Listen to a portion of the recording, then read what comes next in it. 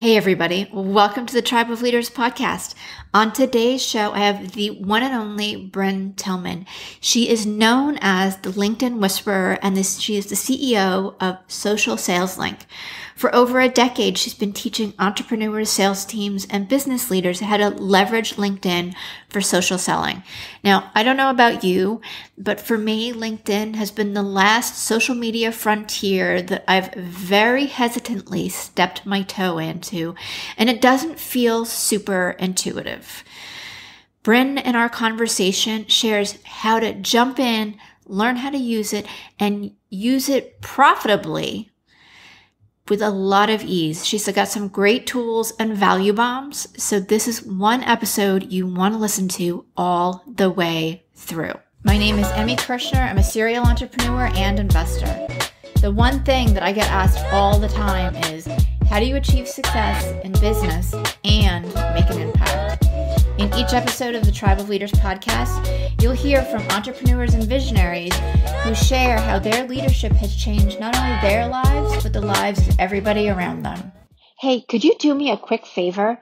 Take a screenshot of this podcast episode right now and post it on your Instagram and tag me and anybody else who you think could benefit from it, especially if you've been finding value.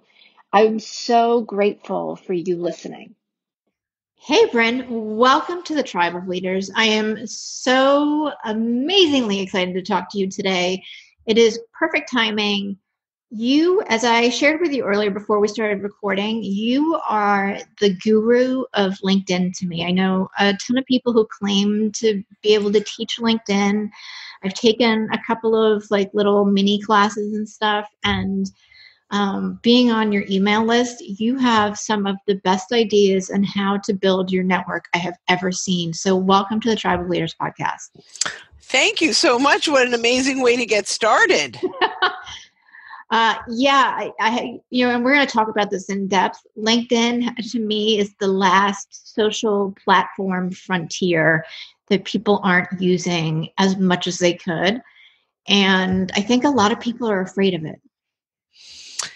Yeah, a couple things with LinkedIn. It's what I do and I love it and I think it's phenomenal, but it's not the most intuitive.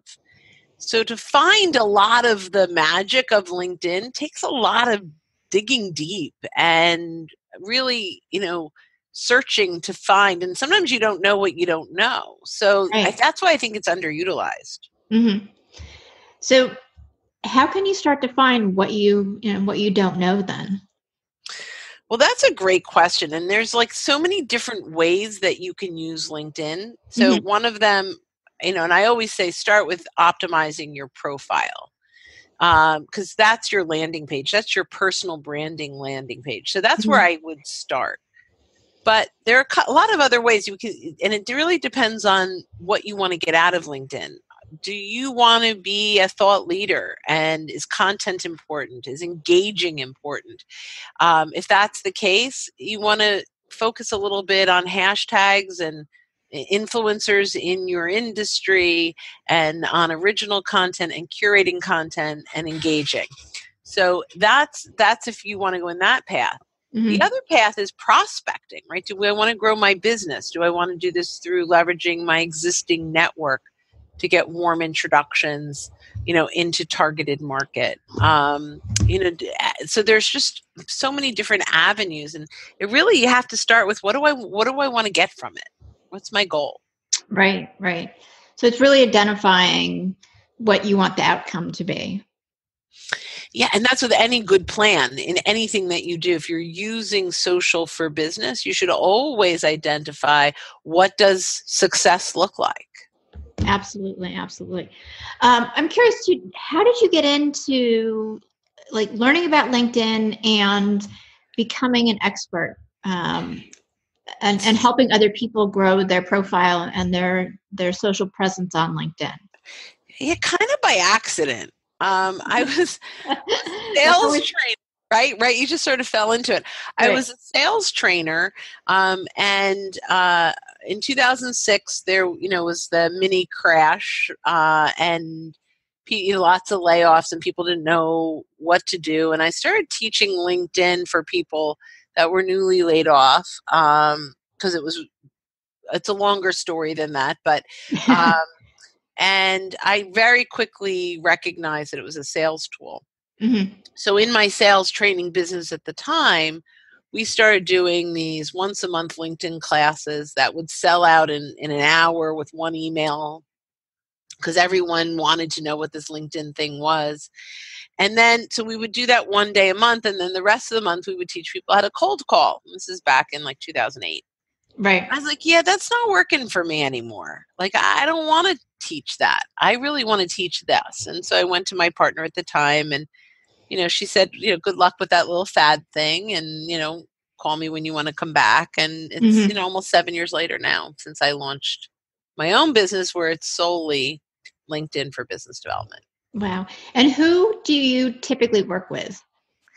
Well, so that we have really three persona, I would say. Okay. So the first and the largest are the sales teams.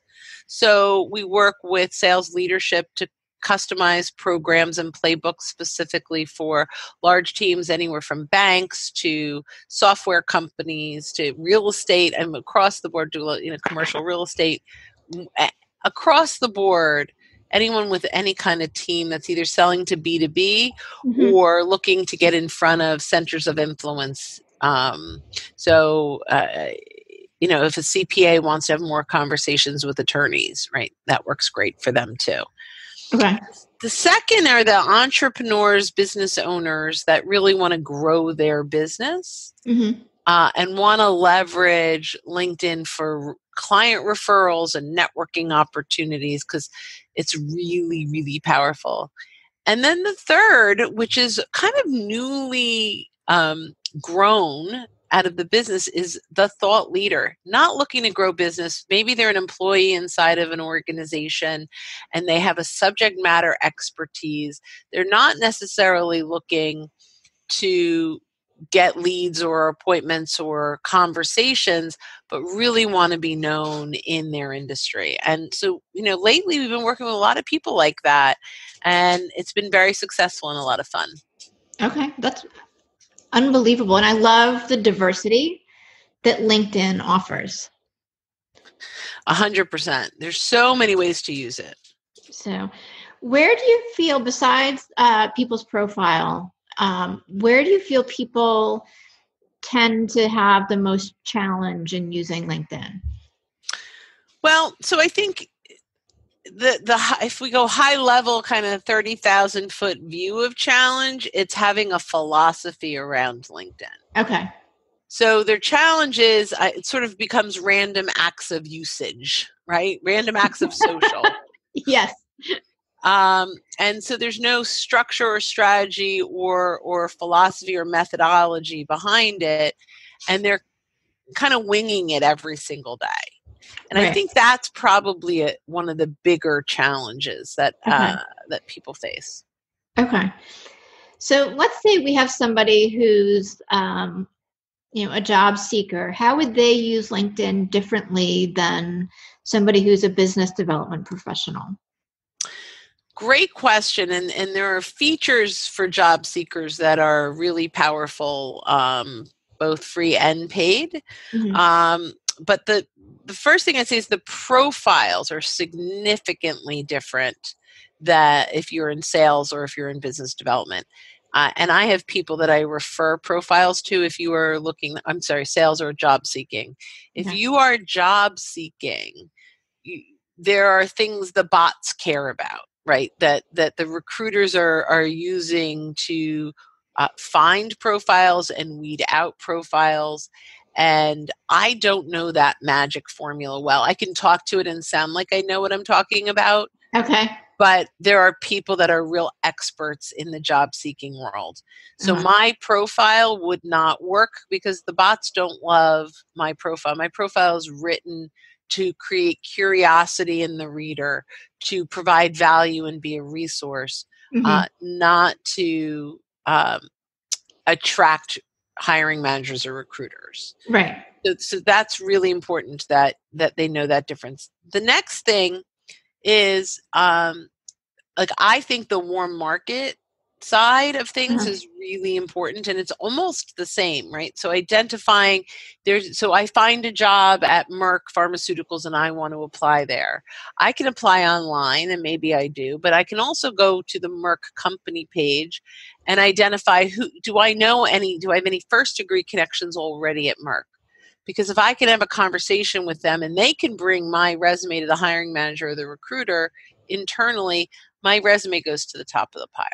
Absolutely. So there's lots of ways. Same with sales, right? It's all about leveraging the people that already know, like, and trust you to get more opportunities in the door. So I think that's similar. But their job seeker is phenomenal on LinkedIn. And so you can put in, these are the jobs I'm looking for, and you get alerts. So that's very different than, it would be great to have that for sales. Oh, these people are buying. Here's an alert. Right? Yeah, that would be super cool. I wish we could do that. You and I talked too, like we're in the middle of quarantine with coronavirus, and LinkedIn is, as we said, was or is the most underutilized platform for people while they're home, while they're feeling, maybe a little bit of insecurity about whether or not their businesses continue, whether they're going to have a job to go back to. How can they start utilizing LinkedIn differently now? Yes. So there are a few things. The first thing I want to say is be authentic. Be really, really, really authentic. Mm-hmm. Do not pitch. Do not have your spam pitch, like pitchy messages going out. People are not open to hearing any of that messaging right now. Not that they're not buying.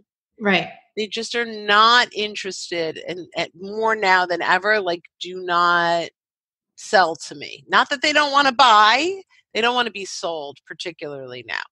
So the very first thing is, if you are reaching out to anyone, whether it's someone that you're already connected to, which is what I recommend anyway, start engaging the people you already, it's low-hanging fruit.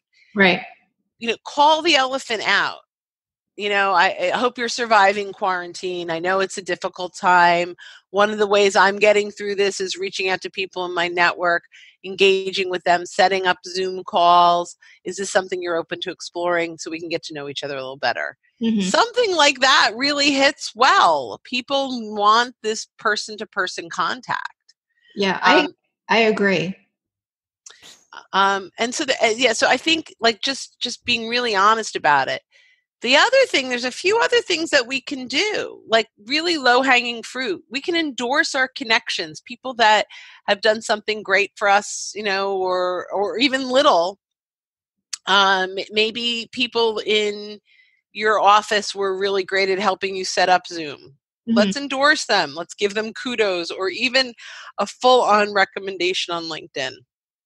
That's a great way of just engaging and thanking. If you have vendors that have been awesome, maybe there are some vendors that you had to put off and have handled it really well. Mm-hmm. Maybe there are some that are willing to, help you with financing now, right? And they really understand the situation you're in.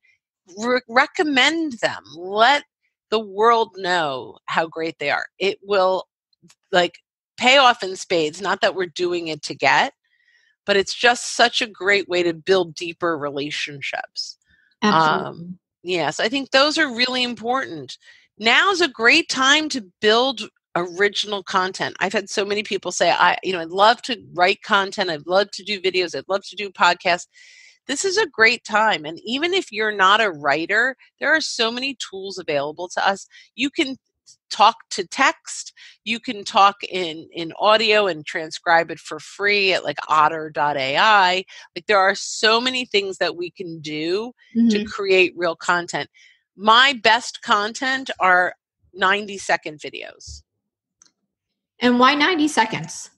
Well, okay, under 3 minutes. Let's say anything from, 30 seconds to 3, because people have a short attention span generally. Right. Now, podcasts are great because they listen to them when they're walking, when they're in the car, but video, they're watching, right? And so 3 minutes is really, the 90 seconds to 3 minutes is really optimal. Okay. And yeah, and it's got to have a real connection. There's got to be humanness behind it. That's, don't know if that's a real word, right? But you've got the person in you needs to come out. Uh-huh. They need to connect with you, and they need to have a takeaway.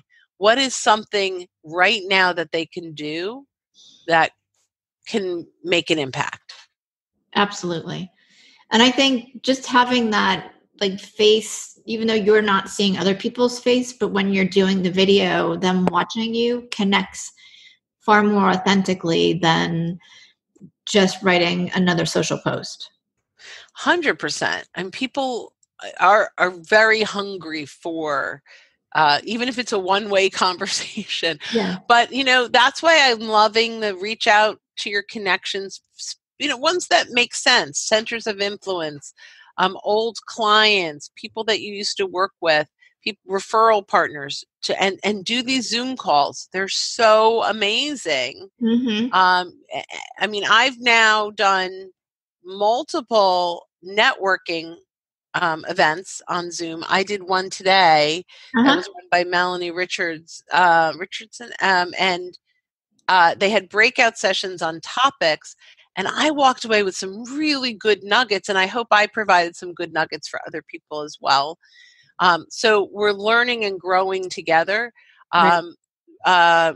Robbie Samuels out of Boston ran one where it was, everyone came together and said, tell us all of the brilliant ways you're using Zoom and you're working remotely. And that was really Mm-hmm. early on. So we all got some great ideas of how to work better remotely.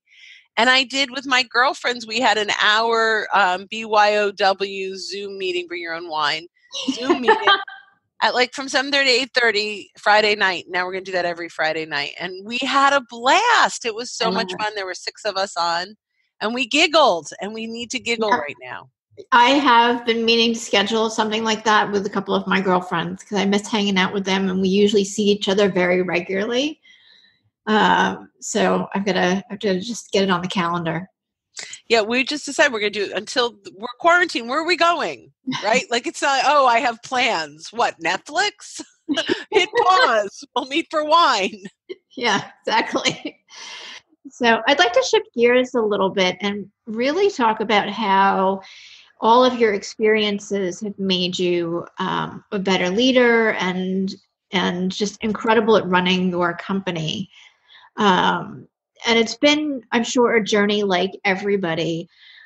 What is, one of the biggest experiences or that's left the biggest mark for you, as you've gone through your career?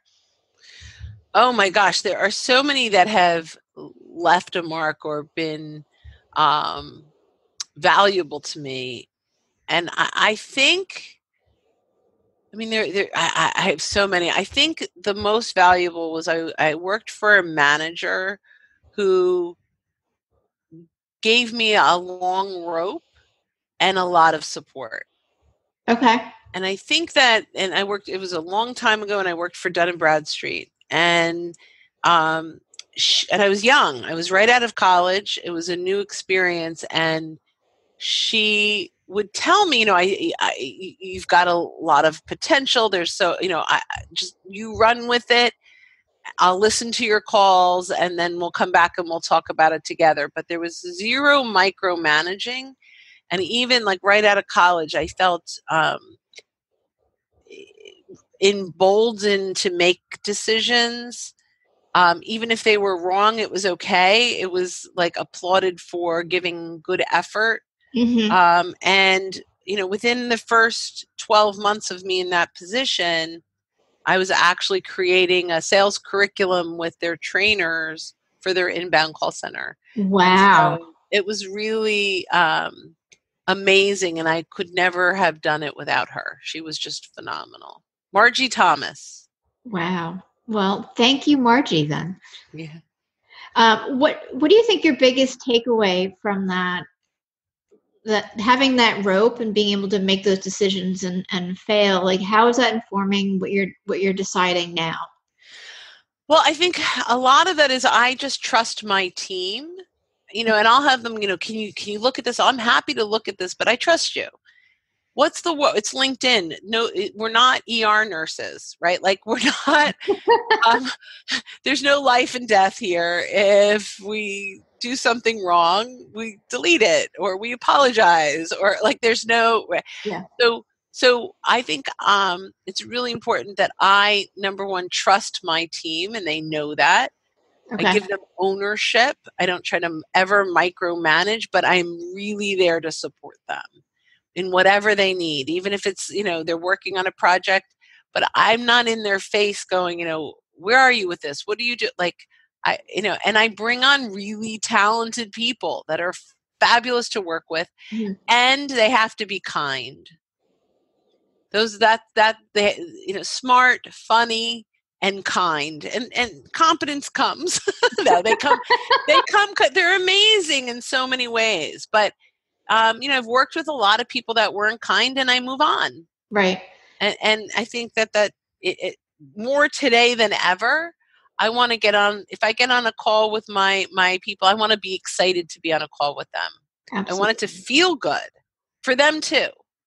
Do you find that because you give them a lot of independence and you're so clear about the values that you want your team to have and that you're modeling, that you actually have a stronger team because of it?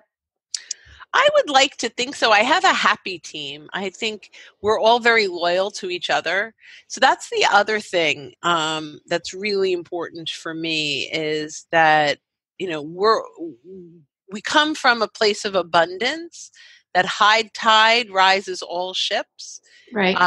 That it's not yours. It's or mine. It's an ours thing. When we all succeed, we all succeed.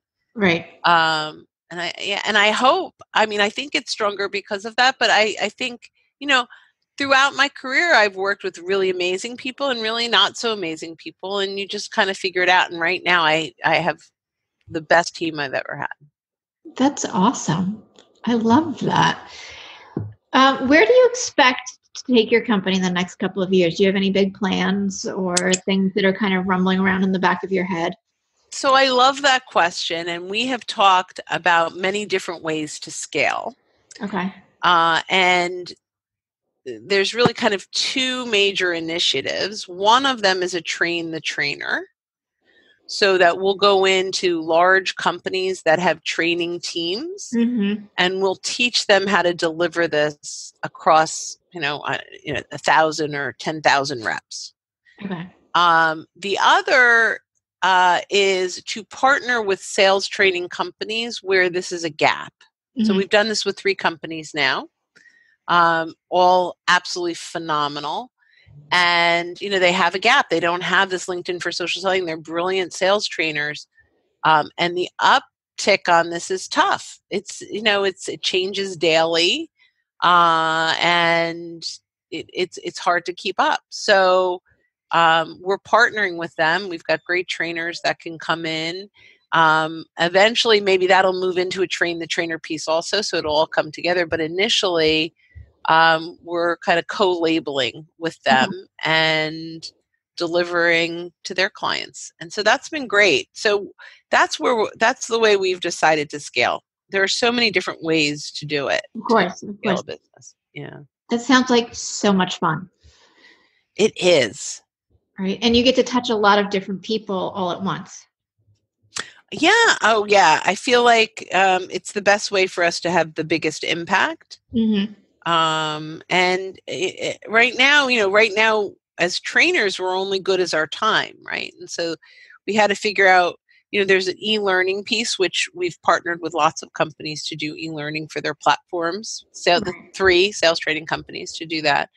And so there's a lot of opportunity, but it's, how many people can we get this message in front of and can we impact? Right. And the more the better, because this stuff is good. Yeah, it is. Like, I love your emails. And you have so many resources that are available. And I know we're going to put a link up, but could you share some of the things that you have for people who are listening so that they can kind of take a peek in their LinkedIn profile and start getting more comfortable and playing with it? Yeah, so my favorite resource that I'm sharing is an ebook that I had put out a little bit ago, but I'm going to revive it now because the timing is amazing for this. And it's a day in the life of a social seller. And it literally takes you through step by step with templates on what to do and how long it takes and what time. So you open it up and it says at 7:30 a.m. you do this, at 8 o'clock. So now we're all home, right? Right. A lot of people say, well, I can't do this all day long. And I don't do everything every single day, but everything that you can do is in there. Right. And so I think it's a great resource for people right now. Okay. That sounds amazing. And I love that you've got it all timed out because both from a when to do it and how long it's going to take, because I think people get into that mindset of, oh, it's going to take forever. It's the one more thing. I have to do it, 20 times a day, every day. So they do nothing instead. Yeah, no, this is pretty scripted. So that's awesome. So everybody, if you've been thinking about LinkedIn or feeling very hesitant, this is definitely the resource that you want to check out, because if it's step by step and practically done for you, you'll be set up and creating new connections, which I think we all, and what being home, I think, is giving us the opportunity to do, is really make more meaningful connections. I love it. Thanks so much. This was a lot of fun. I appreciate you chatting with me today. Oh, same here. Where can everybody connect with you? So fortunately, I'm still the only Brynne Tillman on LinkedIn. Yay. So right now, that's the best place. Really, that is the best place, period, to connect with me. Okay. Awesome. Yeah. Yeah. Well, thank you so much again for being here. I've loved learning everything that you've shared. And for everybody who is listening, we will see you next week. Thank you. As an entrepreneur, do you ever feel isolated, like you're just grinding away and not getting to the place or reaching the goals that you want? Maybe you've realized that you just spent days, weeks, or even months trying to accomplish something, only to figure out that the answer that you have would have saved you all of that time. I know I've had that experience, and my clients have as well. And that's why I created the Tribe of Leaders Biz School. Get the accountability, the training, and the knowledge base in a community of like-minded people who are there to support you. Go ahead and check it out. It's thetribeofleaders.com.